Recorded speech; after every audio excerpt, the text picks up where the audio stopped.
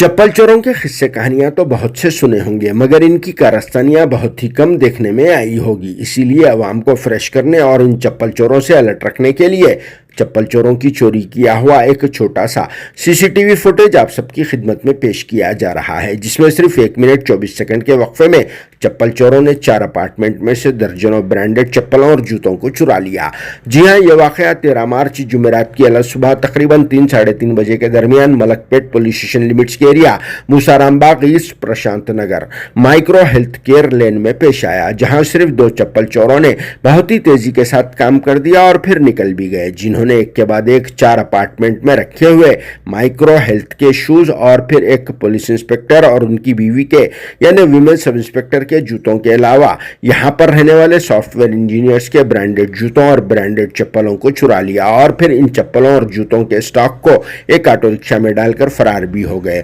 सुबह जब हुई तो तकरीबन लोगों के गायब हो चुके थे, यानी चप्पलां और जूते, जिसकी वजह से एरिया में हल्का सा टेंशन भी पैदा हो गया और फिर सभी लोग इकट्ठा होकर इस वाकये में मुलविस चप्पल चोरों को फौरी तौर पर पकड़ने का डिमांड करने लगे। इसके अलावा इस एरिया में पुलिस पेट्रोलिंग को अंजाम देने की भी अपील की जा रही है। पुलिस पेट्रोलिंग तो की जा सकती है, चोरों को भी पकड़ लिया जा सकता है, मगर चोरी हुए सो चप्पलां और जूते नहीं मिल सकते, क्योंकि अब तक तो ये जूते और चप्पलां 12 के भाव में बिक भी गए होंगे। वो इसलिए कि आज यानी 13 मार्च को जुमेरात बाजार रहता है, जहां पर हर टाइप का माल मिलता है और फिर मुर्दे के हिसाब में माल दे बेचा जाता है। इसीलिए ख्वाहिशमंद अफराद पुलिस इंस्पेक्टर का जूता भी खरीद लिए होंगे। वैसे तो चप्पल और जूते को छुपाने की रस्म कब और कौन अंजाम देता है, अगर आप लोगों को मालूम है तो कमेंट बॉक्स में इसका जवाब जरूर लिख देना।